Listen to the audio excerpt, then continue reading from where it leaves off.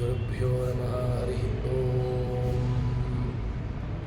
ವ್ಯಾಸಾಯ ಭವನಾಶಾಯ ಶ್ರೀಶಾಯ ಗುಣರಾಶಯೇ ಹೃದ್ಯಾಯ ಶುದ್ಧವಿದ್ಯಾಯ ಮಧ್ವಾಯ ಚ ನಮೋ ನಮಃ. ಭವತ್ಯದನುಭಾವಾದಿಡಮೋ ಕೋಪಿ ವಾಗ್ಮೀ ಜಡಮತಿರಭಿಜಂತುರ್ಜಾಯತೆ ಪ್ರಾಜ್ಞಮೌಲಿಃ.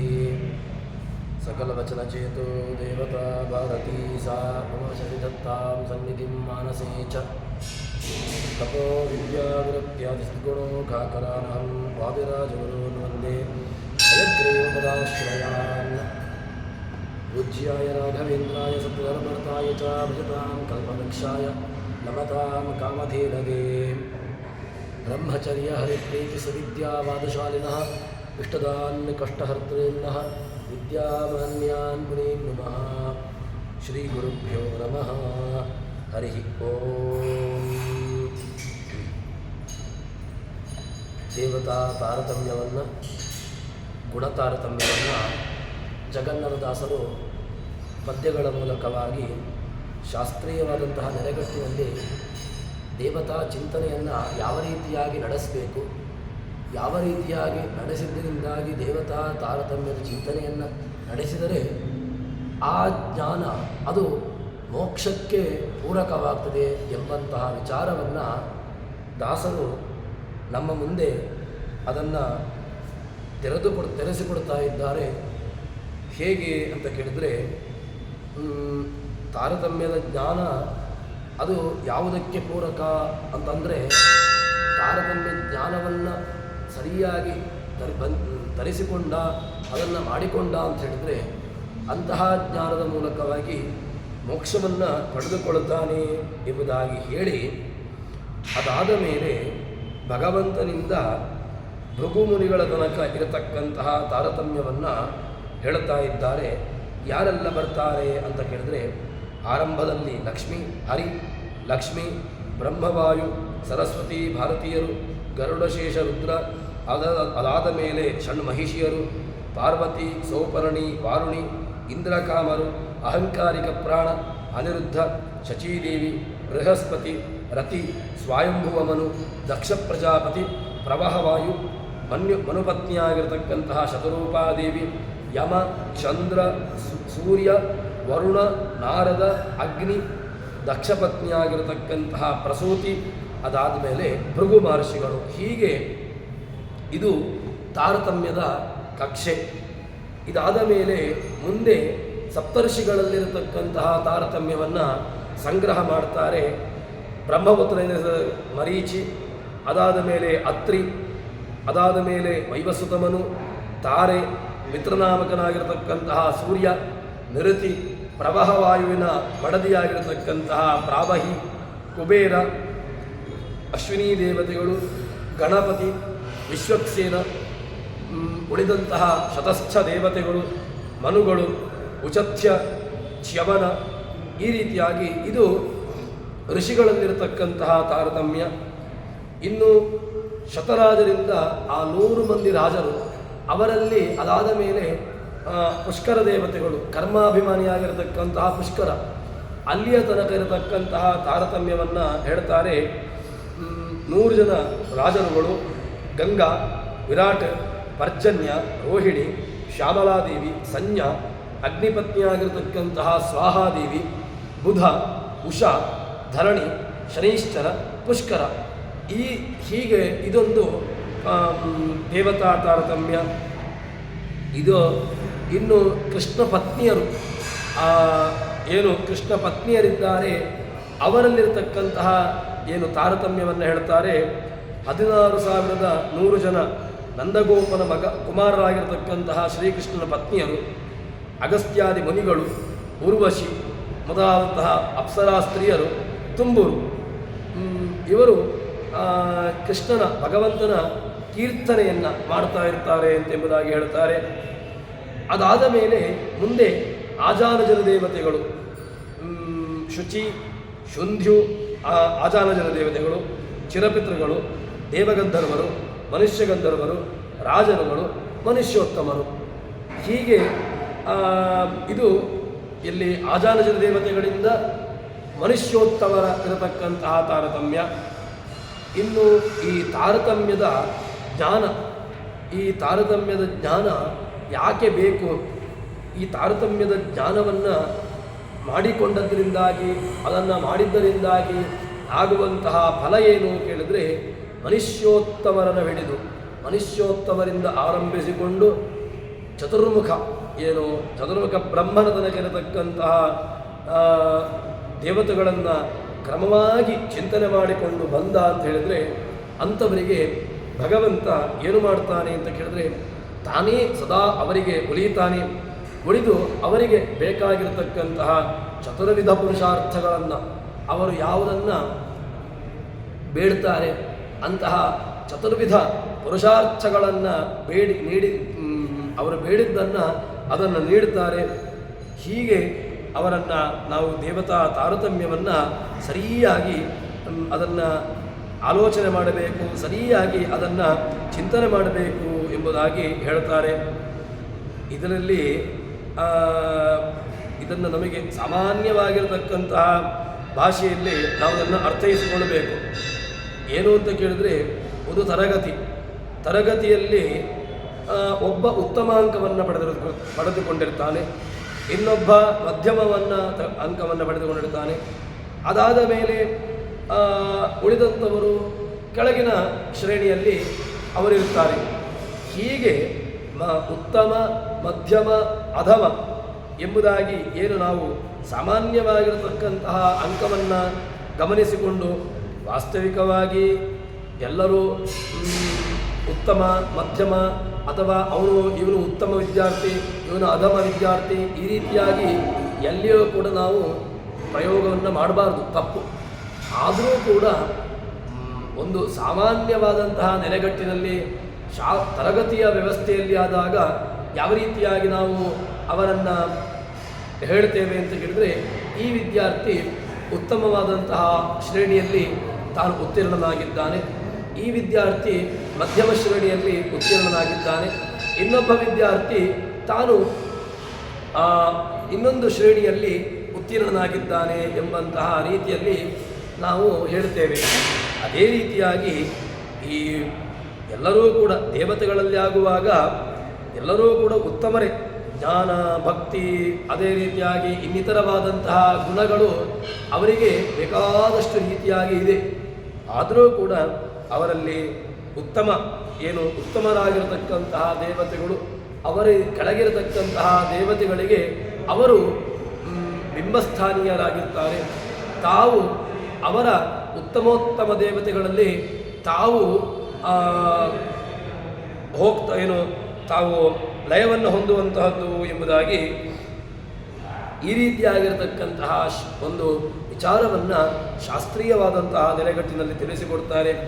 ಇದನ್ನು ಈ ಹಿನ್ನೆಲೆಯಲ್ಲಿ ಭಗವಂತನನ್ನು ಅದೇ ರೀತಿಯಾಗಿ ಶಾಸ್ತ್ರೀಯವಾದಂತಹ ನೆಲೆಗಟ್ಟಿನಲ್ಲಿ ತಾರತಮ್ಯವನ್ನು ಯಾರು ತಿಳಿದುಕೊಳ್ತಾರೆ, ಅದನ್ನು ಸರಿಯಾಗಿ ಉಪಾಸನೆ ಮಾಡ್ತಾರೆ, ಅದನ್ನು ತಿಳಿದುಕೊಂಡು ಉಪಾಸನೆ ಮಾಡುವಂತಹದ್ದು ಅತೀ ಅವಶ್ಯಕ.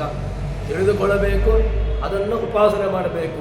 ಈ ತಿಳಿದು ಉಪಾಸನೆ ಮಾಡಿದ್ದರಿಂದಾಗಿ ಅವರಿಗೆ ಒಳ್ಳೆಯ ರೀತಿಯಾದಂತಹ ಯೋಗ್ಯವಾದಂತಹ ಅನುಗ್ರಹವನ್ನು ಮಾಡ್ತಾರೆ ಎಂಬುದಾಗಿ ಹೇಳ್ತಾರೆ. ಅದಕ್ಕೋಸ್ಕರವಾಗಿ ಆ ಯಥಾರ್ಥವಾದಂತಹ ರೀತಿಯಲ್ಲಿ ಚಿಂತನೆಯನ್ನು ನಡೆಸಬೇಕು ಎಂಬುದಾಗಿ ಹೇಳಿ, ಮುಂದಿನ ಸಂಧಿಯಲ್ಲಿ ಕಲ್ಪಸಾಧನ ಸಂಧಿ ಎಂಬುದಾಗಿ ಹೆಸರಿಟ್ಟುಕೊಳ್ತಾರೆ. ಈ ಸಂಧಿಯಲ್ಲಿ ಏನು ವಿಚಾರಗಳನ್ನು ಹೇಳ್ತಾರೆ ಅಂತ ಕೇಳಿದರೆ, ಮುಖ್ಯವಾಗಿ ಈ ಸಂಧಿಯಲ್ಲಿ ಒಳ್ಳೆಯ ಅಗತ್ಯವಾದಂತಹ ಸಾಧನಾ ವಿಚಾರವನ್ನು ಈ ಸಂಧಿಯಲ್ಲಿ ಪ್ರಸ್ತುತಪಡಿಸ್ತಾರೆ. ಅದರಲ್ಲಿ ಹೇಳ್ತಾರೆ, ಆರಂಭದಲ್ಲಿ ಮಧ್ವರನ್ನು ಸ್ತೋತ್ರವನ್ನು ಮಾಡ್ತಾರೆ. ಏನು ಅಂತ ಕೇಳಿದ್ರೆ, ಏಕವಿಂಶತಿ ಮದ ಪ್ರವರ್ತಕ ಕಾಕುಮಾಯಿಗಳ ಕುಹಕಯುಕ್ತಿ ನಿರಾಕರಿಸಿ ಸರ್ವೋತ್ತಮನು ಹರಿಯೆಂದು ಸ್ಥಾಪಿಸಿದ ಶ್ರೀಗಳತ್ರನ ಸದನ ದ್ವಿಜಪ ಪಿನಾಕಿ ಸನ್ನುತ ಮಹಿಮ ಪರಮಕೃಪಾ ಕಟಾಕ್ಷರಿ ನೋಡು ಮಧ್ವಾಚಾರ್ಯ ಗುರುವರ್ಯ. ಮುಖ್ಯವಾಗಿ ಈ ಸಂಧಿಯಲ್ಲಿ ಮಧ್ವರನ್ನು ಸ್ತೋತ್ರ ಮಾಡ್ತಾರೆ. ಮಧ್ವರನ್ನು ಸ್ತೋತ್ರ ಮಾಡುವಾಗ ಏನು ಮಾಡ್ತಾರೆ ಅಂತ ಕೇಳಿದ್ರೆ ಒಳ್ಳೆಯ ವಿಚಾರವನ್ನು ಹೇಳ್ತಾರೆ. ಏಕವಿಂಶತಿ ಕುಭಾಷ್ಯ ದೂಷಕಂ ಅಂತ ಎಂಬುದಾಗಿ ಹೇಳ್ತಾರೆ. ಏಕವಿಂಶತಿ 21 ಮತಗಳು, ಮಧ್ವರಿಗಿಂತ ಮೊದಲು 21 ಮತಗಳು ಬಂದಿದೆ. ಈ 21 ಮತಗಳು ಏನು 22ನೇಯದ್ದು ಅದು ಮಧ್ವಮತ. ಅದಕ್ಕಿಂತ ಮೊದಲು ಬಂದಿರತಕ್ಕಂತಹ 21 ಮತಗಳನ್ನು ಕೂಡ ಏಕವಿಂಶತಿ ಕುಭಾಷ್ಯ ದೂಷಕಂ 21 ಭಾಷ್ಯಗಳನ್ನು ಕೂಡ ದೂಷಣೆ ಮಾಡಿ 22ನೇಯದ್ದಾಗಿರತಕ್ಕಂತಹದ್ದು ಮಧ್ವ ಭಾಷ್ಯ. ಅಂತಹ ಮಧ್ವರ ಭಾಷ್ಯ ತುಂಬ ವೇದವ್ಯಾಸರ ಅವರ ಮತಕ್ಕೆ ಅನುಸಾರವಾಗಿ ಅವರ ಮತಿ ಯಾವ ರೀತಿಯಾಗಿದೆ ಅದಕ್ಕೆ ಸರಿಯಾಗಿರತಕ್ಕಂತಹ ರೀತಿಯಲ್ಲಿ ಅರ್ಥವನ್ನು ಮಾಡಿರತಕ್ಕಂತಹದ್ದು ಮಧ್ವರ ಭಾಷ್ಯ. ಅಂತಹ ಏಕವಿಂಶತಿ ಮತಪ್ರವರ್ತಕ 21 ಮತಗಳನ್ನು ಆ ಕುತ್ಸಿತ ಕುಯುಕ್ತಿಗಳು ಯಾವುದೂ ಕೂಡ ಯುಕ್ತಿಯುಕ್ತವಾಗಿ ಬಂದದ್ದಲ್ಲ, ಕುಯುಕ್ತಿಗಳ ಮೂಲಕವಾಗಿ ಬಂದಿರತಕ್ಕಂತಹದ್ದು. ಅದನ್ನು ಖಂಡನೆ ಮಾಡಿ ಆ ಎಲ್ಲ ಮತಗಳನ್ನು ಕೂಡ ಖಂಡನೆ ಮಾಡಿ ಅದಾದ ಮೇಲೆ ನಿರಾಕರಿಸಿ ಅದೆಲ್ಲವನ್ನೂ ಕೂಡ ನಿರಾಕರಣೆ ಮಾಡಿ ಭಗವಂತ ಸರ್ವೋತ್ತಮನಾಗಿರ್ತಕ್ಕಂಥವನು ಯಾರು ಅಂತ ಕೇಳಿದರೆ ಭಗವಂತ. ಆ ಸರ್ವೋತ್ತಮ ತತ್ವ ಅದು ಭಗವಂತ ಎಂಬುದನ್ನು ಸ್ಥಾಪಿಸಿ ತದನಂತರದಲ್ಲಿ ಹರಿಯೆಂದು ಸ್ಥಾಪಿಸಿ ಭಗವಂತನೇ ಸರ್ವೋತ್ತಮ, ಅವನಿಗಿಂತ ಉತ್ತಮರಾಗಿರತಕ್ಕಂಥವರೇ ಇನ್ನೊಬ್ಬರಿಲ್ಲ ಎಂಬುದನ್ನು ಅದನ್ನು ಗಟ್ಟಿಯಾಗಿ ಹೇಳಿ ಅದಾದ ಮೇಲೆ ಸ್ಥಾಪಿಸಿದ ಶ್ರೀಕಳತ್ರನ ಭಗವಂತನ ಲಕ್ಷ್ಮೀನಾರಾಯಣನ ಅಧಿಷ್ಠಾನ, ಅದಾದ ಮೇಲೆ ಗರುಡ ಶೇಷ ರುದ್ರಾದಿಗಳಿಂದ ಚೆನ್ನಾಗಿ ಸ್ತುತ್ಯರಾಗಿರತಕ್ಕಂಥವರು, ಅವರ ಕೃಪಾಕಟಾಕ್ಷರಿಂದಾಗಿ ಆ ಮಧ್ವಾಚಾರ್ಯರು ನಮ್ಮನ್ನು ನೋಡಲಿ, ಅವರ ಕರುಣಾಪೂರ್ಣವಾಗಿರತಕ್ಕಂತಹ ಕರುಣೆಯ ದೃಷ್ಟಿಯಿಂದಾಗಿ ನಮ್ಮ ಮೇಲೆ ಬೀಳಲಿ ಎಂಬುದಾಗಿ ಪ್ರಾರ್ಥನೆಯನ್ನು ಮಾಡ್ತಾರೆ. ಇಲ್ಲಿ ಮುಖ್ಯವಾಗಿ ಕಲ್ಪಸಾಧನ ಸಂಧಿ ಇದನ್ನು ಹೇಳುವಾಗ ದಾಸರು ಈ ಸಂಧಿಯನ್ನು ಆರಂಭ ಮಾಡ್ತಾರೆ. ಆರಂಭ ಮಾಡುವಾಗ 21 ದುರ್ಭಾಷ್ಯಗಳನ್ನು ನಿರಾಕರಣೆ ಮಾಡಿ ಸರ್ವೋತ್ತಮತ್ವೇನ ಚಿಂತನೆ ಮಾಡಬೇಕಾದಂತಹದ್ದು ಭಗವಂತ ಎಂಬ ವಿಚಾರವನ್ನು ಸಾಧಿಸಿರತಕ್ಕಂಥವರು ಮಧ್ವರು. ಅಂತಹ ಮಧ್ವರನ್ನು ಸ್ತೋತ್ರ ಮಾಡ್ತಾರೆ. ವಾಯುದೇವರು ಮುಖ್ಯವಾಗಿ ಭಗವಂತನಿಗೆ ಅಧಿಷ್ಠಾನ. ಯಾಕೆ ಅಂತ ಕೇಳಿದರೆ ನಾವು ಹೇಳುವಂತಹದ್ದು ಒಳ್ಳೆಯ ಅಧಿಷ್ಠಾನ ಬೇಕು ಅಂತಾದರೆ ಅದು ಪ್ರಾಣಾಧಿಷ್ಠಾನ. ಪ್ರಾಣ ಎಂಬಂತಹ ಅಧಿಷ್ಠಾನದಲ್ಲಿ ಭಗವಂತನನ್ನು ಚಿಂತನೆ ಮಾಡಲಿಕ್ಕಿರತಕ್ಕಂತಹದ್ದು ಎಂಬುದಾಗಿ ಹೇಳ್ತಾರೆ. ಇದಕ್ಕೆ ಪ್ರಧಾನಂ ಧಾಮ ವಿಷ್ಣೋಸ್ತು ಪ್ರಾಣಯೇವ ಪ್ರಕೀರ್ತಿತಃ ಉಪಾಯೈರ್ಯೋ ವಿಜಾನೀಯ ಪ್ರಾಣಸ್ಥಂ ಪರಮೇಶ್ವರಂ ತಸ್ಯ ಪ್ರಾಣೇ ಹರಿರ್ನಿತ್ಯಂ ಅವಿಷ್ಟೋ ಭವತಿ ಧ್ರುವಂ ಎಂಬುದಾಗಿ ಅಥರ್ವಣೋಪನಿಷತ್ತಿನ ಮಾತನ್ನು ಹೇಳ್ತಾರೆ. ವಾಯುವು ಮುಖ್ಯದೆಯ, ವಾಯುವಿನಲ್ಲಿ ಮುಖ್ಯವಾಗಿರತಕ್ಕಂತಹ ಬುದ್ಧಿ ಅಂತ ಹೇಳಿದರೆ ಪ್ರಾಣ ಎಂಬಂತಹ ಅಧಿಷ್ಠಾನದಲ್ಲಿ ಭಗವಂತನನ್ನು ಚೆನ್ನಾಗಿ ಉಪಾಸನೆ ಮಾಡಬೇಕು. ಪ್ರಧಾನಂ ಧಾಮ ವಿಷ್ಣೋಸ್ತು ಪ್ರಾಣಯೇವ ಪ್ರಕೀರ್ತಿತಃ. ಪ್ರಧಾನಂ ಧಾಮ ಭಗವಂತನಿಗೆ ಮುಖ್ಯವಾಗಿರತಕ್ಕಂತಹ ಆಶ್ರಯ ಯಾವುದು ಅಂತ ಕೇಳಿದ್ರೆ ಪ್ರಾಣದೇವರೇ ಮುಖ್ಯಾಧಿಷ್ಠಾನ ಅಂತ ಹೇಳ್ತಾರೆ. ಇದಕ್ಕೆ ಬೇಕಾಗಿರತಕ್ಕಂತಹ ಉಪಾಯೈ, ಬೇಕಾಗಿರತಕ್ಕಂತಹ ಸಾಧನೆಗಳು, ಬೇಕಾಗಿರತಕ್ಕಂತಹ ಸಾಮಗ್ರಿಗಳು, ಇದನ್ನು ಯಥಾರ್ಥವಾಗಿ ಸರಿಯಾಗಿರತಕ್ಕಂತಹ ರೀತಿಯಲ್ಲಿ ಒಳ್ಳೆಯ ಶಾಸ್ತ್ರೀಯವಾದಂತಹ ನೆಲೆಗಟ್ಟಿನಲ್ಲಿ ಯಾರು ತಿಳಿದುಕೊಳ್ಳುತ್ತಾನೆ, ವಿಜಾನೀಯಾನ್ ಪ್ರಾಣಸ್ಥಂ ಪರಮೇಶ್ವರಂ, ಪ್ರಾಣಾಧಿಷ್ಠಾನದಲ್ಲಿ ಭಗವಂತನನ್ನು ತಿಳ್ಕೊಳ್ಳಬೇಕು.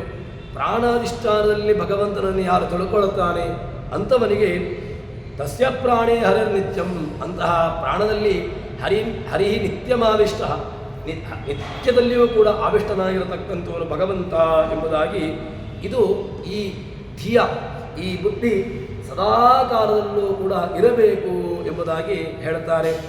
ಇದಕ್ಕೆ ಬೇಕಾದಷ್ಟು ಪ್ರಮಾಣಗಳು, ಬೇಕಾದಷ್ಟು ಗುರುಗಳು ಬಂದು ಹೋಗಿದ್ದಾರೆ. ಆಚಾರ್ಯ ಶ್ರೀಮದಾಚಾರ್ಯ ಸಂತಮೇ ಜನ್ಮ ಜನ್ಮನಿ ಅಂತ ಬೇಕಾದಷ್ಟು ಗುರುಗಳಿದ್ದಾರೆ. ಆದರೆ ಆಚಾರ್ಯರಂತೆ ಇರತಕ್ಕಂತಹ ಗುರುಗಳು ಇನ್ನೊಬ್ಬರು ಬರಲಿಲ್ಲ.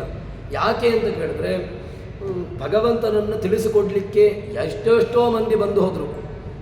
ಹೇಳಿದಲ್ವ, ಏಕವಿಂಶತಿ ಕುಭಾಷ್ಯ ದೂಷಕಂ ಅಂತ ಹೇಳಿಕೊಂಡು 21 ಭಾಷ್ಯಗಳು ಬಂದಿದೆ.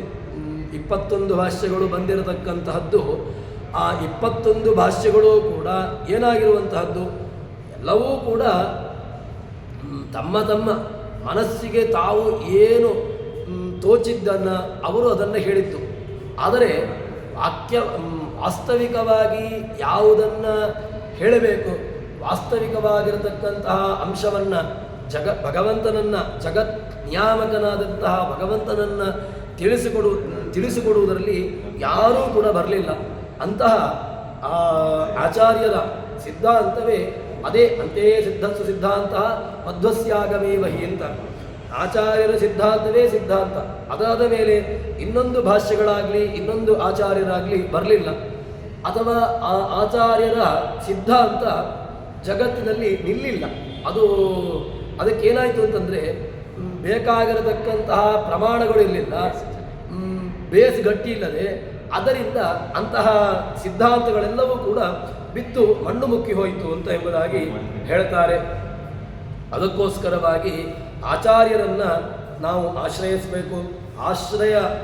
ಒಳ್ಳೆಯ ಜ್ಞಾನಿಗಳನ್ನು ಆಶ್ರಯ ಪಡೆಯುವ ಮೂಲಕವಾಗಿ, ತನ್ಮೂಲಕವಾಗಿ ಭಗವಂತನನ್ನು, ನಮ್ಮ ಎಲ್ಲ ಸಂಶಯಗಳನ್ನು ಇದೆಲ್ಲವನ್ನೂ ಕೂಡ ಪರಿಹಾರ ಮಾಡಿಕೊಳ್ಳಿಕ್ಕಿರತಕ್ಕಂತಹ ಸಾಧನೆಗಳು ಎಂಬುದಾಗಿ ಹೇಳಿ, ಅದಾದ ಮೇಲೆ ಈ ವಿಚಾರದಲ್ಲಿ, ಈ ಸಂಧಿಯಲ್ಲಿ ಏನನ್ನ ಅವರು ಹೇಳಲಿಕ್ಕಿದ್ದಾರೆ, ಈ ಸಂಧಿಯ ಮುಖ್ಯವಾದಂತಹ ವಿಚಾರ ಏನು ಎಂಬುದನ್ನು ಹೇಳ್ತಾರೆ. ವೇದ ಮೊದಲಾಗಿ ಅಮಲ ಮೋಕ್ಷಾಧಿಕಾರಿಗಳಾದ ಜೀವನ ಸಾಧನಗಳ ಪರೋಕ್ಷ ಜ್ಞಾನಂತರ ಲಿಂಗಭಂಗವನ್ನು ಸಾಧುಗಳು ಚಿತ್ತೈಪುದೆನ್ನುಪ ರಾಧ ಅಪರಾಧಗಳ ನೋಡದಲೆ ಚಕ್ರಗದಾಧರನ್ನು ಪೇಳಿಸಿದ ಎರದಂದದಲ್ಲಿ ಹೇಳುವೆನು. ಇದರಲ್ಲಿ ಏನು ಹೇಳ್ತಾರೆ ಅಂತ ಕೇಳಿದರೆ, ಒಳ್ಳೆಯ ಒಂದು ವಿಚಾರವನ್ನು ಹೇಳ್ತಾ ಇದ್ದಾರೆ. ಇದರಲ್ಲಿ ಮೋಕ್ಷ, ಬ್ರಹ್ಮ ಮೊದಲಾದಂತಹ ಅಮಲಜ್ಞಾನಿಗಳು, ಅವರಲ್ಲಿ ದೋಷವೇ ಇಲ್ಲ. ಅವರು ನೇರವಾಗಿ ಮೋಕ್ಷಕ್ಕೆ ಅಧಿಕಾರಿಗಳೇ.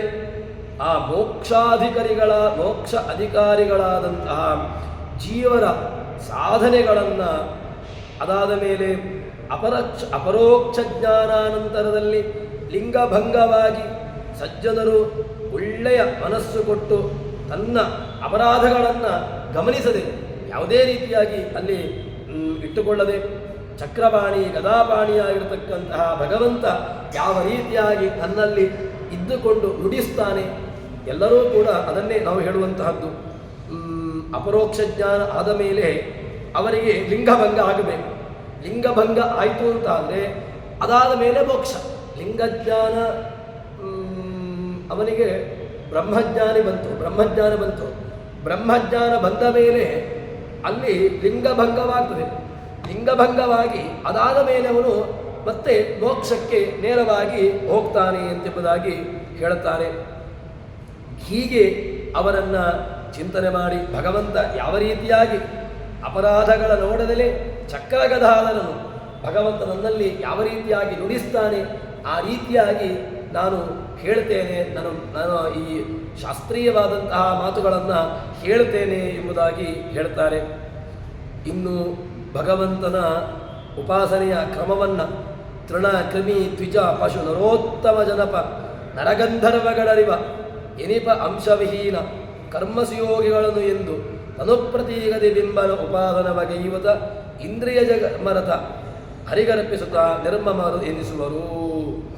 ಭಗವಂತನನ್ನು ಯಾರೆಲ್ಲ ಉಪಾಸನೆ ಮಾಡುತ್ತಾರೆ, ಯಾರೆಲ್ಲ ಹೇಗೆ ಉಪಾಸನೆ ಮಾಡಬೇಕು, ತೃಣ ಕ್ರಿಮಿ ಪಕ್ಷಿ ಮನುಷ್ಯೋತ್ತಮರು, ರಾಜರು, ಮನುಷ್ಯ ಗಂಧರ್ವರು, ಇನ್ನು ಅಂಶವಿಹೀನಾಗಿರತಕ್ಕಂತಹ ಇವರು ಕರ್ಮಯೋಗಿಗಳು ಅಂತನಿಸಿಕೊಳ್ಳುತ್ತಾರೆ. ಇವರು ಏನು ಮಾಡ್ತಾರೆ ಅಂತ ಕೇಳಿದ್ರೆ, ದೇಹ ಎಂಬುದು ಏನಾಗಿದೆ, ತನು ಪ್ರತೀಕರಿ, ಇದು ತನು ಪ್ರತೀಕ, ಇದೊಂದು ಅಧಿಷ್ಠಾನ. ಈ ಅಧಿಷ್ಠಾನದಲ್ಲಿ ಏನು ಮಾಡಬೇಕು, ತನು ಪ್ರತೀಕದಿ ಬಿಂಬನ ಉಪಾಸನವ ಮಾಡುತ್ತಾ, ಬಿಂಬ ಉಪಾಸನೆ ಆಯಾಯ ದೇವತೆ ಆಯಾಯ ವ್ಯವಸ್ಥೆಗಳಿಗೆ ಸರಿಯಾಗಿ ಒಬ್ಬೊಬ್ಬ ಬಿಂಬ ರೂಪಿಯಾಗಿರ್ತಕ್ಕಂಥವನಿಗೆ ಪ್ರತಿಬಿಂಬನಿದ್ದಾನೆ. ನಾವು ಪ್ರತಿಬಿಂಬರು, ಬಿಂಬರೂಪಿಯಾಗಿರತಕ್ಕಂತಹ ಭಗವಂತ ಎಲ್ಲರಿಗೂ ಇದ್ದಾನೆ. ತೃಣಕ್ಕೆ ತೃಣಜೀವಕ್ಕೆ ತೃಣರೂಪಾದಿಯಾದಂತಹ ಭಗವಂತ. ಅದಾದ ಮೇಲೆ ಎಲ್ಲ ಉಪಾಧಿಗಳಿಗೂ ಕೂಡ ಯಾವ ಯಾವ ಉಪಾಧಿಗಳಲ್ಲಿ ಜೀವರಾಶಿಗಳಿರ್ತಾರೋ ಆಯಾಯ ರೀತಿಯಲ್ಲಿ ಬಿಂಬರೂಪಿಯಾದಂತಹ ಭಗವಂತ ಅಲ್ಲಿ ನೆಲೆಸಿರ್ತಾನೆ ಎಂಬುದು ಶತಸಿದ್ಧ.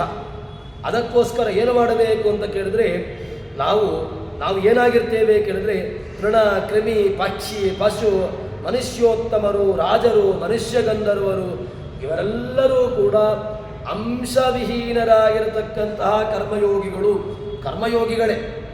ಆದರೆ ಅಂಶ ಎಂಬುದಿಲ್ಲ. ಅಂದರೆ ಸಾಂಶ ಜೀವರಾಶಿಗಳು ನಿರಂಶ ಜೀವರಾಶಿಗಳು ಅಂತ. ವಾದಿರಾಜರು ರಾಯರು ಇವರೆಲ್ಲರೂ ಕೂಡ ಸಾಂಶ ಜೀವರಾಶಿಗಳು. ಇವರಲ್ಲಿ ಭಗವಂತನ ಒಂದು ಅಂಶ ಅಥವಾ ಭಗವಂತನ ಒಂದು ವಿಭೂತಿ ರೂಪ ಎಂಬುದು ಅಲ್ಲಿರ್ತದೆ. ಸಾಂಶ ಜೀವರಾಶಿಗಳು. ನಮ್ಮಲ್ಲಿ ಆಗುವಾಗ ನಾವು ನಿರಂಶ ಜೀವರಾಶಿಗಳು.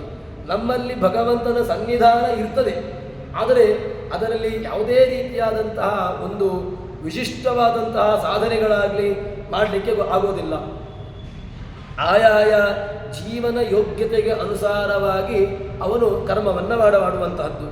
ಅದಕ್ಕೋಸ್ಕರವಾಗಿ ಈ ಕರ್ಮ ದೇಹ ಎಂಬಂತಹ ಪ್ರತೀಕದಲ್ಲಿ ಏನು ಮಾಡ್ತಾನೆ, ಬಿಂಬರೂಪಿಯಾದಂತಹ ಭಗವಂತನನ್ನು ಉಪಾಸನೆಯನ್ನು ಮಾಡ್ತಾ ಮತ್ತೆ ಅಷ್ಟು ಮಾತ್ರವಲ್ಲದೆ ಬಿಂಬ ಉಪಾಸನವಗೈಯುತ ಇಂದ್ರಿಯಜ ಕರ್ಮವನ ಅನವರತ.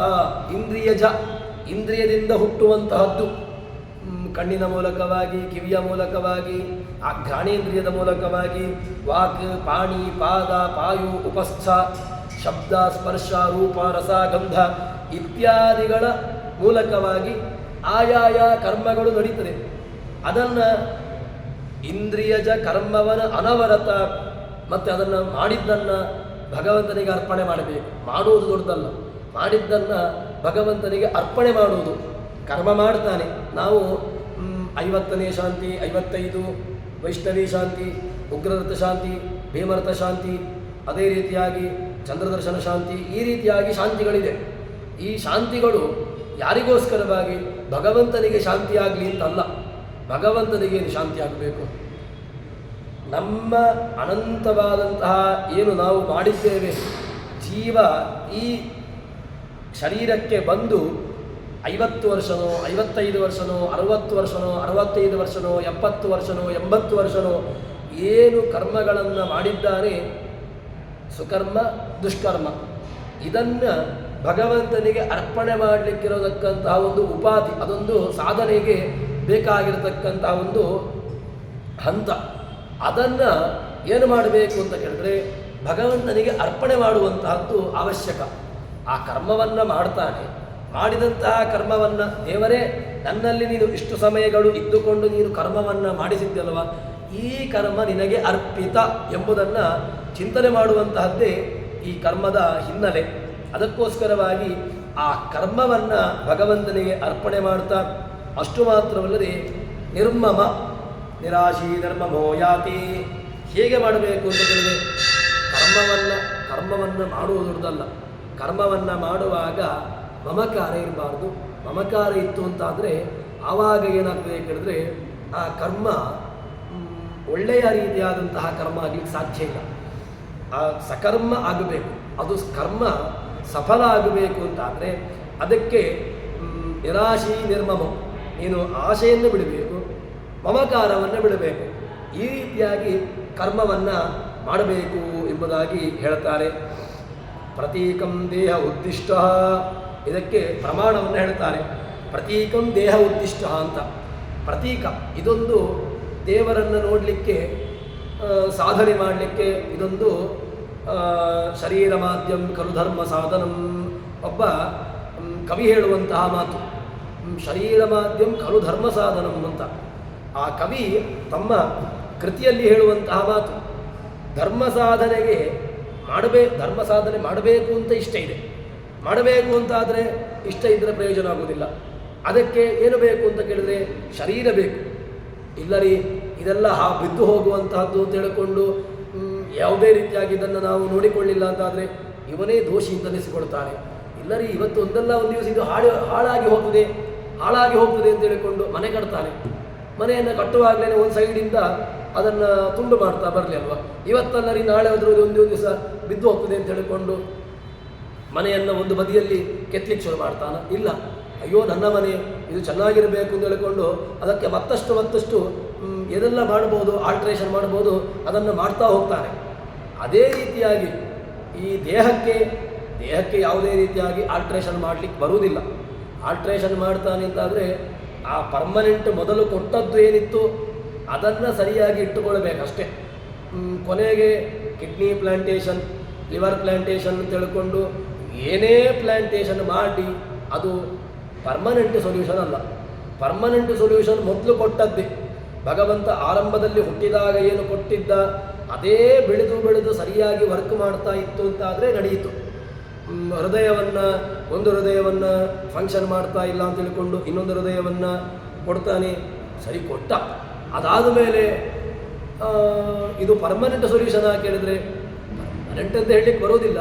ಎಲ್ಲಿಯ ತನಕ ಫಂಕ್ಷನ್ ಮಾಡಿದ್ರೆ ಅಲ್ಲಿ ತನಕ ಫಂಕ್ಷನ್ ಮಾಡ್ತದೆ. ಇದು ಲಿವರು ಕೂಡ ಮಾಡುವಷ್ಟು ಕಾಲ ಮಾಡ್ತದೆ. ಕೆಲವು ಸಂದರ್ಭದಲ್ಲಿ ಒಳಗಿರತಕ್ಕಂತಹ ಬ್ಲಡ್ ಗ್ರೂಪು ಅದು ಹೊಂದಾಣಿಕೆ ಆಗೋದಿಲ್ಲ, ಆದ್ದರಿಂದ ಈ ಲಿವರ್ ಕೊಡಲಿಕ್ಕೆ ಆಗೋದಿಲ್ಲ ಅಂತ ಹೇಳಿಕೊಂಡು ಈ ರೀತಿಯಾಗೆಲ್ಲ ಹೇಳುವಂತಹದ್ದು. ಆದ್ದರಿಂದ ದೇಹ ಎಂಬುದು ಏನು ಕೇಳಿದ್ರೆ ಅದೊಂದು ಸಾಧನೆಗೆ ಬೇಕಾಗಿರತಕ್ಕಂತಹದ್ದು. ಸಾಧನೆಗೆ ಬೇಕಾಗಿರತಕ್ಕಂತಹ ದೇಹವನ್ನು ಸರಿಯಾಗಿ ನೋಡಿಕೊಳ್ಳುವಂತಹದ್ದು ನಮ್ಮ ಕರ್ತವ್ಯ. ಇಲ್ಲ ಒಂದಲ್ಲ ಒಂದು ದಿವಸ ಬಿದ್ದು ಹೋಗ್ತದೆ ಅಂತ ಹೇಳಿಕೊಂಡು ವೇದಾಂತ ಮಾತಾಡಿಕೊಂಡು ದೇಹವನ್ನು ಸರಿಯಾಗಿ ನೋಡಿಕೊಳ್ಳದೆ ಇಲ್ಲ, ಅದು ಮಾಡಲಿಕ್ಕೆ ಸಾಧ್ಯವೇ ಇಲ್ಲ. ಅದನ್ನು ಮಾಡಲೂಬಾರದು.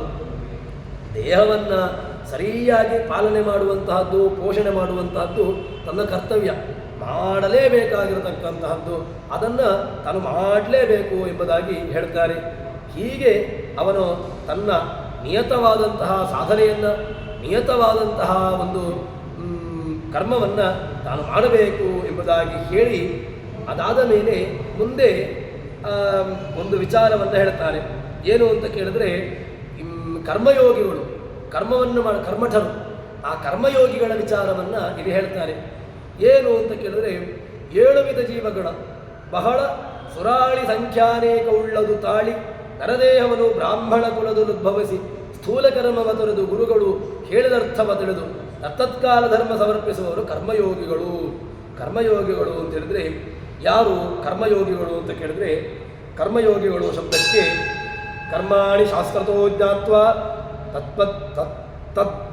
ತತ್ತಧ್ಯಾನಾನುಸಾರತಃ ವಿಜ್ಞಾತಾಯೇರ್ಗುಣ ವಿಷ್ಣು ಜ್ಞೇಯಾಸ್ತೆ ಕರ್ಮಯೋಗಿನಃ.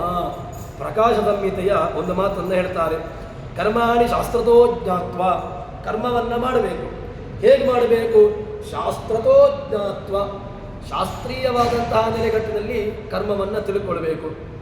ತತ್ತಧ್ಯಾನಾನುಸಾರತಃ, ಅದನ್ನು ಮಾಡುವಾಗ ತತ್ತಧ್ಯಾನ, ಅದನ್ನು ಧ್ಯಾನ ಮಾಡಬೇಕು. ಅನುಸಾರತಃ ವಿಜ್ಞಾತಾಯಿ ಗುಣ ವಿಷ್ಣು, ಯಾರು ಭಗವಂತನನ್ನು ಅಸಂಖ್ಯಾತವಾದಂತಹ ಗುಣಗಳನ್ನು ಜ್ಞೇಯ ತೇ ಕರ್ಮಯೋಗಿನಃ, ಅಂಥವರು ಕರ್ಮಯೋಗಿಗಳು ಅಂತನಿಸಿಕೊಳ್ಳುತ್ತಾರೆ ಅಂತ ಹೇಳ್ತಾರೆ. ಇದೇ ವಿಚಾರವನ್ನು ಶಾಸ್ತ್ರೀಯವಾದಂತಹ ನೆಲೆಗಟ್ಟಿನಲ್ಲಿ ಹೇಳುವುದು ಅಂತ ಅಂದರೆ ದೇವತೆಗಳು ಅವರು ಅಸಂಖ್ಯಾತವಾದಂತಹ ಸಂಖ್ಯಾ ನಿಯಮಗಳನ್ನು ನೋಡ್ತಾರೆ. ಮನುಷ್ಯ ದೇಹದಲ್ಲಿ ಹೊಂತಾರೆ, ಒಳ್ಳೆಯ ವಿಪ್ರ ಕುಲದಲ್ಲಿ ಹುಟ್ಟಿಕೊಂಡಿರ್ತಾನೆ. ಮತ್ತು ಸ್ಥೂಲ ಕರ್ಮವನ್ನು ಬಿಟ್ಟು ಯಾವುದೋ ಒಂದು ಸ್ಥೂಲವಾದಂತಹ ಕರ್ಮಗಳು, ಯಾವುದೋ ಒಂದು ಬಾಹ್ಯವಾದಂತಹ ಫಲವನ್ನು ಕೊಡುವಂತಹ ಸ್ಥೂಲ ಕರ್ಮಗಳು, ಪ್ರಯೋಜನಕ್ಕೆ ಬಾರದೇ ಇರತಕ್ಕಂತಹ ಸ್ಥೂಲ ಕರ್ಮ, ಆ ಕರ್ಮವನ್ನು ಮಾಡಿಕೊಂಡು ಅದಕ್ಕೇನು ಮಾಡಬೇಕು ಅಂತ ಕೇಳಿದ್ರೆ ಒಳ್ಳೆಯ ಗುರುಗಳನ್ನು ಆಶ್ರಯ ಪಡಬೇಕು. ಒಳ್ಳೆಯ ಗುರುಗಳನ್ನು ಆಶ್ರಯಿಸಿಕೊಂಡು ತನ್ಮೂಲಕವಾಗಿ ಅವರ ಮೂಲಕವಾಗಿ ಹೇಳಿದರ್ಥವ ತಿಳಿದು ತಾನು ಯಥಾರ್ಥವಾದಂತಹ ರೀತಿಯಲ್ಲಿ ಅದನ್ನು ತಿಳಿದುಕೊಂಡು ತತ್ತತ್ಕಾಲ ಧರ್ಮ ಸಮರ್ಪಿಸುವವರು ಆ ಕರ್ಮವನ್ನು ಆಚರಣೆ ಮಾಡಿ ಅದನ್ನು ಅರ್ಪಿಸಬೇಕು. ಯಾರ್ಯಾರಿಗೋ ಅದನ್ನು ಹೇಗೆ ಮಾಡಬೇಕು ಅಂತ ಕೇಳಿದರೆ ಅದನ್ನು ಅಂತಹ ಭಗವಂತನಿಗೆ ಅದನ್ನು ಅರ್ಪಣೆ ಮಾಡಬೇಕು ಅಂತ ಹೇಳ್ತಾರೆ. ಆದ್ದರಿಂದ ಈ ಕರ್ಮಯೋಗಿಗಳು ಈ ರೀತಿಯಾಗಿ ಇರ್ತಾರೆ. ಅಲ್ಲರಿ ಕರ್ಮವನ್ನು ಮಾಡೋದೇ ಬೇಡ, ಕರ್ಮಠರ ಆಗೋದೇ ಬೇಡ, ನಾವು ಕರ್ಮಠರಾದ ತಾನು ಸಮಸ್ಯೆ, ಈ ಕರ್ಮವೇ ಬೇಡ, ಕರ್ಮಜ್ಞಾನವನ್ನೇ ನಾವು ಬಿಟ್ಟು ಬಿಡುವ, ಕರ್ಮವನ್ನೇ ಬಿಟ್ಟು ಬಿಡುವ ಅಲ್ವಾ, ಕರ್ಮ ಮಾಡೋದೇ, ಕರ್ಮ ಮಾಡಿದರೆ ತಾನು ಸಮಸ್ಯೆ, ಕರ್ಮವನ್ನೇ ಬಿಟ್ಟು ಬಿಡುವ ಅಂತ ಹೇಳಿದ್ರೆ ಅದಕ್ಕೆ ಕರ್ಮಣ ಜ್ಞಾನ ಮಾತನೋತಿ, ಕರ್ಮದಿಂದಾಗಿ ಜ್ಞಾನ ಬರ್ತದೆ ಅಂತ ಹೇಳ್ತಾರೆ. ಕರ್ಮ ಅದು ಬಾಹ್ಯವಾದಂತಹ ಶುದ್ಧಿಗೆ ಅದು ಸಹಕಾರಿ. ಅದನ್ನು ತನ್ಮೂಲಕವಾಗಿ ಆ ರೀತಿಯಾಗಿ ಕರ್ಮವನ್ನು ಸರಿಯಾಗಿ ತಾನು ಅದನ್ನು ಅನುಷ್ಠಾನ ಮಾಡಿ ತದನಂತರದಲ್ಲಿ ಅವನು ಏನು ಮಾಡಬೇಕು, ಕರ್ಮದಿಂದಾಗಿ ಅದರಿಂದಾಗಿ ಅಪರೋಕ್ಷ ಜ್ಞಾನಕ್ಕೆ. ಕೇವಲ ಕರ್ಮದಲ್ಲಿಯೇ ಬಿದ್ದುಕೊಂಡಿದ್ದರೆ ಯಾವತ್ತಿಗೂ ಅದು ಪ್ರಯೋಜಕ ಆಗೋದಿಲ್ಲ. ಕರ್ಮವನ್ನು ಮಾಡಲಿಕ್ಕೆ ಬೇಕಾದಷ್ಟು ಕರ್ಮಠರಿದ್ದಾರೆ. ಆ ಕರ್ಮಠರಿಗೆ ಯಾವುದೇ ರೀತಿಯಾಗಿ ಅದು ಉಪಯೋಗ ಇಲ್ಲ. ನಮ್ಮದೇನಾಗುತ್ತದೆ ಅಂದರೆ ನಾವು ಕರ್ಮವನ್ನು ಮಾಡ್ತೇವೆ, ನಾವು ದೇವರಿಗೆ ಹಾಗೆ ಮಾಡ್ತೇನೆ ಹೀಗೆ ಮಾಡ್ತೇನೆ, ಕರ್ಮವನ್ನು ಮಾಡಿದ ತಕ್ಷಣ ದೇವರು ಒಲಿತಾನೆ ಅಂತಾದರೆ ನಮಗೆ ದೇವರು ನಿತ್ಯದಲ್ಲಿಯೂ ಕಾಣಬೇಕಿತ್ತು. ಆದರೆ ದೇವರು ನಾವು ಮಾಡುವಂತಹ ಕರ್ಮಕ್ಕೆ ಅವನು ಒಲಿಯುವನು ಅಲ್ಲ, ಅಥವಾ ಅವನು ನಮಗೆ ಸಿಗುವವನು ಅಲ್ಲ. ಅವನನ್ನು ಯಥಾರ್ಥವಾಗಿ ನಾವು ಅರಿತುಕೊಳ್ಳಬೇಕು, ಅವನ ಜ್ಞಾನ ಬರಬೇಕು ಅಂತಾದರೆ ಇಲ್ಲ ರೀ, ನಮಗೆ ಬೇಕಾದಷ್ಟು ಜ್ಞಾನ ನನಗಿದೆ, ಬೇಕಾದಷ್ಟು ನನಗೆ ದೇವರು ಸಿಗ್ತಾನೆ ಅಂತ ಹೇಳಿದ್ರೆ ನಾವು ಮಾಡುವಂತಹ ಪೂಜೆಗೋ, ನಾವು ಮಾಡುವಂತಹ ಅರ್ಚನೆಗೋ, ನಾವು ಮಾಡುವಂತಹ ಅಭಿಷೇಕಕ್ಕೋ, ನಾವು ಮಾಡುವಂತಹ ಇನ್ಯಾವುದೋ ವಿಷಯಕ್ಕೋ ಭಗವಂತ ಒಲಿಯುವನಲ್ಲ. ಯಾಕೆ ಅಂತ ಕೇಳಿದ್ರೆ ಭಗವಂತ ಒಲಿದಂತಹ ಹಿನ್ನೆಲೆ ಎಲ್ಲಿ ಇದೆ ಅಂತ ಕೇಳಿದ್ರೆ ಭಗವಂತ ಕಂಡದ್ದು, ಭಗವಂತ ಒಲಿದದ್ದು ಜ್ಞಾನಕ್ಕೇನೆ ಹೊರತು ಯಾವುದೇ ಕರ್ಮಕ್ಕೆ ಭಗವಂತ ಒಲಿಯಲಿಲ್ಲ. ಭಗವಂತ ಒಲಿದಂತಹ ದೃಷ್ಟಾಂತ ಇರುವಂತಹದ್ದು ಕೇವಲ ಜ್ಞಾನಕ್ಕೆ. ಎಲ್ಲಿ ಬೇಕಾದರೂ ನೋಡಿ, ರಾಮಾಯಣ, ಮಹಾಭಾರತ, ಭಾಗವತ, ಪುರಾಣಗಳನ್ನು ಅವಲೋಕನ ಮಾಡಿದಾಗ ಭಗವಂತ ಒಲಿದಂತಹ ದೃಷ್ಟಾಂತ ಇದ್ದದ್ದು ಕರ್ಮಕ್ಕಲ್ಲ, ಮತ್ತು ಜ್ಞಾನಕ್ಕೇನೆ. ಅಂತಹ ಜ್ಞಾನದ ಪರಂಪರೆಯನ್ನು ನಾವು ಬೆಳೆಸಬೇಕು. ತನ್ಮೂಲಕವಾಗಿ ಜ್ಞಾನಕ್ಕೇನೆ ತುಂಬ ಮಹತ್ವವನ್ನು ಕೊಟ್ಟಿರತಕ್ಕಂತಹದ್ದು. ಆ ಜ್ಞಾನ ಏನು ಮಾಡ್ತದೆ ಅಂತ ಕೇಳಿದ್ರೆ, ಜ್ಞಾನದಿಂದಾಗಿ ಯಾರು ಆ ಭಗವಂತನನ್ನು ಕಾಣ್ತಾನೆ ಅಥವಾ ಭಗವಂತನನ್ನು ಕಾಣಲಿಕ್ಕಾಗ್ತದೆ ಎಂಬುದನ್ನು ನಾವು ಪ್ರಯತ್ನಪೂರ್ವಕವಾಗಿ ಶಾಸ್ತ್ರೀಯವಾದಂತಹ ನೆಲೆಗಟ್ಟಿನಲ್ಲಿ ಅದನ್ನು ನೋಡಬೇಕು ಎಂಬುದಾಗಿ ಹೇಳ್ತಾರೆ. ಗುರುಗಳಾಗಿರತಕ್ಕಂತಹ ವಿದ್ಯಾಮಾನ್ಯ ತೀರ್ಥರು ಜ್ಞಾನಿಗಳನ್ನು ಚಿಂತನೆ ಮಾಡಬೇಕು. ಯಾಕೆ ನಾವು ಜ್ಞಾನಿಗಳನ್ನು ಚಿಂತನೆ ಮಾಡಬೇಕು ಅಂತ ಕೇಳಿದರೆ, ತುಂಬ ಸಾಧನೆಯನ್ನು ಮಾಡಿರತಕ್ಕಂಥವರು, ಏನು ಅವರ ಸಾಧನೆಯನ್ನು ಬೇಕಾದಷ್ಟು ಪಟ್ಟಿ ಮಾಡಿಕೊಂಡು ಹೋಗ್ಬೋದು. ಗುರುಗಳಾಗಿರತಕ್ಕಂತಹ ವಿದ್ಯಾಮಾನ್ಯರು, ನಮಗೆ ಪಾಠವನ್ನು ಮಾಡಿರತಕ್ಕಂಥವರು ಗುರುಗಳು ವಿದ್ಯಾಧೀಶ ತೀರ್ಥರು, ಅವರಿಗೆ ಗುರುಗಳಾಗಿರತಕ್ಕಂಥವರು ವಿದ್ಯಾಮಾನ್ಯರು. ಆದ್ದರಿಂದ ಅಂತಹ ವಿದ್ಯಾಮಾನ್ಯ ತೀರ್ಥರಲ್ಲಿ ನಾವು ಕೂಡ ಏನೋ ಒಂದು ಮಂತ್ರೋಪದೇಶವನ್ನು ಪಡೆದುಕೊಂಡಿದ್ದೇವೆ ಎಂತೆಂಬುದು ನಮಗೆ ಹೆಮ್ಮೆ. ಅವರು ತುಂಬ ಕಡೆ ಅವರನ್ನು ನಾವು ನೋಡಿದಂತಹ ಒಂದು ಸಂದರ್ಭ ಕಮ್ಮಿ. ಆದರೆ ಅವರನ್ನು ನಾವು ನೋಡಿದಂತಹ ಸಂದರ್ಭದಲ್ಲಿ ಅವರನ್ನು ತುಂಬ ಕಲಿಮಾರಲ್ಲಿದ್ದಾಗ ತುಂಬ ಬಾಗಿದ್ರು. ಜ್ಞಾನಕ್ಕೆ ತುಂಬ ಮಹತ್ವವನ್ನು ಕೊಟ್ಟಿರತಕ್ಕಂಥವರು. ಯಾಕೆ ಅಂತ ಕೇಳಿದ್ರೆ, ಅವರಲ್ಲಿ ಈ ಇವತ್ತಿನ ವಿಚಾರಕ್ಕೆ ಸರಿಯಾಗಿ ನೋಡುವುದು ಅಂತಾದರೆ ಕರ್ಮ ಜ್ಞಾನದ ಹಿನ್ನೆಲೆಯಲ್ಲಿ ಅವರು ತಮ್ಮ ಈ ಪಾಂಚಭೌತಿಕ ಶರೀರವನ್ನು ಬಿಟ್ಟು ತಾವು ಭಗವಂತನನ್ನು ಸೇರಿದಿರತಕ್ಕಂತಹ ದಿನವೂ ಕೂಡ ಅದು ಹರಿದಿನ. ಹರಿದಿನ ಯಾಕೆ ಅಂತ ಕೇಳಿದರೆ, ವಿಶೇಷವಾಗಿ ಅವರು ಮಹತ್ವ ಕೊಟ್ಟಿರತಕ್ಕಂತಹದ್ದು ಯಾವುದಕ್ಕೆ ಅಂತ ಕೇಳಿದರೆ ಜ್ಞಾನಕ್ಕೆ. ಒಬ್ಬ ವಿದ್ಯಾರ್ಥಿ ಅವರಲ್ಲಿಗೆ ಬರ್ತಾನೆ ಅಂತಾದರೆ, ಅಥವಾ ಅವರಲ್ಲಿಗೆ ಬಂದ ಅಂತ ಹೇಳಿದರೆ, ಅವನನ್ನು ಆರಂಭದಲ್ಲಿ ಅವನನ್ನು ಕೂಡಿಸಿಕೊಂಡು ಸಂಧ್ಯಾವಂದನೆಯನ್ನು ಪಾಠವನ್ನು ಮಾಡಿ, ಸಂಧ್ಯಾವಂದನೆ ಪಾಠ ಮಾತ್ರವಲ್ಲದೆ ಆರಂಭದ ರಾಮಃ ರಾಮೋ ರಾಮ, ಅಕಾರಾಂತ ಪುಲ್ಲಿಂಗ ರಾಮಶಬ್ದ, ಇಕಾರಾಂತ ಪುಲ್ಲಿಂಗ ಹರಿಶಬ್ದ, ಹೀಗೆ ಹರಿ ರಾಮ ಇತ್ಯಾದಿ ಶಬ್ದಗಳನ್ನು ಹೇಳಿ ಅದಾದ ಮೇಲೆ ವೇದೋಜ್ಜೀವನ ಅದೇ ರೀತಿಯಾಗಿ ತರ್ಕತಾಂಡವ, ಅದೇ ರೀತಿಯಾಗಿ ನ್ಯಾಯಸುಧಾದಿ ಉದ್ಗ್ರಂಥಗಳನ್ನು ಕೂಡ ಪಾಠ ಮಾಡಿ ಅದನ್ನು ಅರ್ಥ ಮಾಡಿಸುವಂತಹ ಒಂದು ಕೌಶಲ್ಯ ಇದ್ದಂತಹದ್ದು ಗುರುಗಳಾಗಿರತಕ್ಕಂತಹ ವಿದ್ಯಾಮಾನ್ಯ ತೀರ್ಥರಲ್ಲಿ. ಅವರು ಹೇಳ್ತಾ ಇದ್ದರಂತೆ. ಏನು ಅಂತ ಕೇಳಿದರೆ, ನಮ್ಮ ಗುರುಗಳು ನಮಗೆ ಪಾಠ ಮಾಡುವಾಗ ಹೇಳ್ತಾ ಇದ್ದರು. ಏನು ಅಂತ ಕೇಳಿದರೆ, ಮುಖ್ಯವಾಗಿ ಯಾವುದಕ್ಕೆ ನಾವು ಮಹತ್ವವನ್ನು ಕೊಡಬೇಕು ಅಂತ ಕೇಳಿದರೆ, ಜ್ಞಾನದ ಸಂಗ್ರಹಕ್ಕೋಸ್ಕರವಾಗಿ ನಮ್ಮಲ್ಲಿ ನಾವು ಇವತ್ತೇನಾದರೂ ಕೂಡ ಒಂದು 4 ಶಬ್ದಗಳನ್ನು ಮಾತನಾಡ್ತಾ ಇದ್ದೇವೆ, ಒಂದು ಸ್ಥಾನವನ್ನು ನಾವು ಅಲಂಕರಿಸಿದ್ದೇವೆ, ಒಂದು ಏನಾದರೂ ಕೂಡ ನಮ್ಮನ್ನು 4 ಮಂದಿ ನಮ್ಮನ್ನು ಗುರುತಿಸ್ತಾರೆ ಅಂತಾದರೆ ಅದಕ್ಕೆ ಕಾರಣೀಕರ್ತರಾಗಿರ್ತಕ್ಕಂಥವರು ಯಾರು ಅಂತ ಕೇಳಿದ್ರೆ, ನಮ್ಮ ವಿದ್ಯಾಪೀಠವನ್ನು ಸ್ಥಾಪನೆ ಮಾಡಿ, ಯೋಗದೀಪಿಕಾ ವಿದ್ಯಾಪೀಠವನ್ನು ಸ್ಥಾಪನೆ ಮಾಡಿ, ಆ ವಿದ್ಯಾಪೀಠದಲ್ಲಿ ನಮ್ಮಂತಹ ಅನೇಕ ವಿದ್ಯಾರ್ಥಿಗಳಿಗೆ ಅಸನ ವಸನ ಇತ್ಯಾದಿಗಳನ್ನು ನೀಡಿ ನಮ್ಮನ್ನು ತಿದ್ದಿ ತೀಡಿ ಇಲ್ಲಿಯ ತನಕ ನಮ್ಮನ್ನು ನಿಲ್ಲಿಸಿರತಕ್ಕಂಥವರು ಗುರುಗಳಾಗಿರತಕ್ಕಂತಹ ವಿದ್ಯಾಮಾನ ತೀರ್ಥರು. ನೇರವಾಗಿ ಅವರೇ. ಯಾಕೆ ಅಂತ ಕೇಳಿದರೆ, ಅವರು ವಿದ್ಯಾಪೀಠವನ್ನು ಸ್ಥಾಪನೆ ಮಾಡಿಲ್ಲ ಅಂತಾದರೆ ನಾವು ಯಾವತ್ತೂ ಕೂಡ ಈ ಒಂದು ಹಿನ್ನೆಲೆಯಲ್ಲಿ, ಶಾಸ್ತ್ರೀಯವಾದಂತಹ ಹಿನ್ನೆಲೆಗೆ ನಾವು ಬರ್ತಾನೇ ಇರಲಿಲ್ಲ. ಅದಕ್ಕೋಸ್ಕರವಾಗಿ ಅಂತಹ ಜ್ಞಾನಿಗಳು ಇವತ್ತಿನ ದಿವಸ ಇದೇ ಈ ಮುಸ್ಸಂಜೆಯ 7 ಗಂಟೆಯ ಹೊತ್ತಿನಲ್ಲಿ ತಾವು ಈ ಪಾಂಚಭೌತಿಕ ಶರೀರವನ್ನು ತಾವು ತ್ಯಜಿಸಿ ಭಗವಂತನ ಸನ್ನಿಧಾನವನ್ನು ಸೇರಿಸಿರತಕ್ಕಂತಹ ಒಂದು ಅತ್ಯಮೂಲ್ಯವಾದಂತಹ ಸಮಯ, ಅಂತಹ ದಿನ, ಅಂತಹ ಗುರುಗಳಾಗಿರತಕ್ಕಂತಹ ವಿದ್ಯಾಮಾನ್ಯ ತೀರ್ಥರು ನಮ್ಮಿಂದ ಈ ರೀತಿಯಾಗಿ ಒಂದು 4 ಮಾತುಗಳನ್ನು ಆಡಿಸ್ತಾ ಇದ್ದಾರೆ. ಅವರ ಶಿಷ್ಯರಾಗಿರತಕ್ಕಂತಹ ವಿದ್ಯಾಧೀಶ ತೀರ್ಥರು, ಅದೇ ರೀತಿಯಾಗಿ ವಿಶ್ವೇಶ ತೀರ್ಥರು, ಅದೇ ರೀತಿಯಾಗಿ ಎಲ್ಲ ಈಗಿನ ಏನೆಲ್ಲ ಪಂಡಿತ ಪರಂಪರೆ ಅಂತ ಇದೆ, ಜ್ಞಾನಿ ಪರಂಪರೆ ಅಂತ ಇದೆ, ಏನು ಋಷಿ ಪರಂಪರೆ ಅಂತ ಇದೆ, ಸಾಧು ಪರಂಪರೆಗಳಿದೆ, ಅದೆಲ್ಲವೂ ಕೂಡ ಅವರ ಜ್ಞಾನದ ದೀಟಿಗೆಯಿಂದ, ಅವರ ಜ್ಞಾನದ ಬೆಳಕಿನಿಂದ ಹೊತ್ತಿರತಕ್ಕಂತಹ ಅಸಂಖ್ಯಾತವಾಗಿರತಕ್ಕಂತಹ ಜ್ಞಾನದೀವಿಗಳು. ಇವತ್ತಿನ ದಿವಸ ಇಂತಹ ಅನೇಕ ರೀತಿಯಾದಂತಹ ಸಜ್ಜನ ಸಮುದಾಯಗಳನ್ನು ಒಳ್ಳೆಯ ಮಾರ್ಗಕ್ಕೆ ಕರೆದುಕೊಂಡು ಹೋಗ್ತಾ ಇದ್ದಾರೆ ಅಂತ ಹೇಳಿದರೆ, ಅಂತಹ ಜ್ಞಾನಿಗಳನ್ನು ಸ್ಮರಣೀಯರಾಗಿರ್ತಕ್ಕಂಥವರು, ಅಂತಹ ಪ್ರಾತಸ್ಮರಣೀಯರಾಗಿರ್ತಕ್ಕಂತಹ ವಿದ್ಯಾಮಾನ್ಯ ತೀರ್ಥರ ನಮ್ಮ ಗುರುಗಳಾಗಿರ್ತಕ್ಕಂತಹ ವಿದ್ಯಾಧೀಶ ತೀರ್ಥರು, ಅವರ ಗುರುಗಳಾಗಿರ್ತಕ್ಕಂತಹ ವಿದ್ಯಾಮಾನ್ಯ ತೀರ್ಥರ ಅಂತರ್ಗತನಾಗಿರ್ತಕ್ಕಂತಹ ಭಗವಂತನಲ್ಲಿ ಇವತ್ತಿನ ಎಲ್ಲ ಚಿಂತನೆಯನ್ನು ಅರ್ಪಿಸ್ತಾ ಇದ್ದೇನೆ. ಸರ್ವಣ ಸಂಪೂರ್ಣ ಸರ್ವದೋಷ ವಿರ್ಜಿತ ಪ್ರೇತಾಂ ಪ್ರದೇವಾಲಂ ವಿಷ್ಣುರ್ಮೇ ಪರಮಸ್ಮೃತ. ಶ್ರೀಕೃಷ್ಣಾರ್ಪಿತಮಸ್ತು.